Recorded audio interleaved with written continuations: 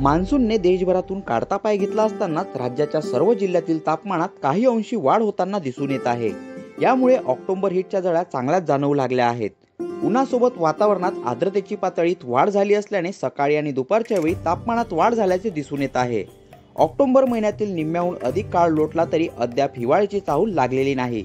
तर गेल्या काही दिवसात विदर्भातील अनेक जिल्ह्यांमधील तापमान 35 अंश सेल्सिअस पर्यंत नोंदवण्यात आले आहे। उन्हाळ्या इतक्याच या झळा असह्य होत असल्याने नागरिकांना मात्र मनस्ताप सहन करावा लागतो आहे। हमारे यहाँ बेसिकली दो सीजन होते हैं, एक समर होता है, एक विंटर होता है। ये मेन सीजन है। बीच में जैसे अभी ये मानसून का पीरियड होता है, ये भी समर मानसून है। तो समर हमारा जो अप्रैल से मार्च अप्रैल से जो शुरू होता है वो पूरा सितंबर तक चलता है। सितंबर के बाद अक्टूबर का जो महीना है ये परिवर्तन वाला महीना है, मतलब ट्रांजिशन पीरियड है। इसके बाद में हम विंटर की तरफ बढ़ते हैं।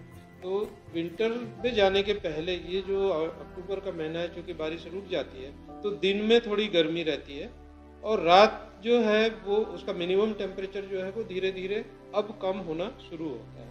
तो इसलिए अक्टूबर के महीने में चूँकि बारिश रुक गई है, मॉइस्चर कम है, तो हीटिंग ज़्यादा लगती है। तो बाकी ये नॉर्मल है। अभी जो चल रहा है 33-34 डिग्री सेल्सियस टेम्परेचर मैक्सिमम जो नागपुर में चल रहा है वो नॉर्मल है। बट ये मंथ ख़त्म होते होते ये कम होना शुरू होता है।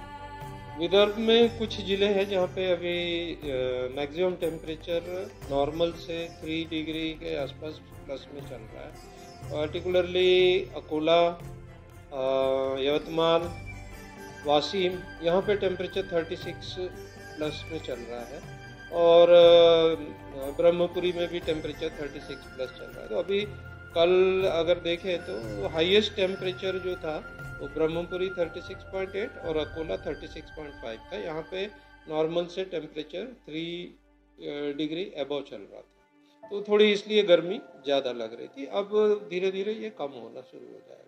मॉइस्चर अब धीरे धीरे कम होगा क्योंकि मानसून ख़त्म हो गया है।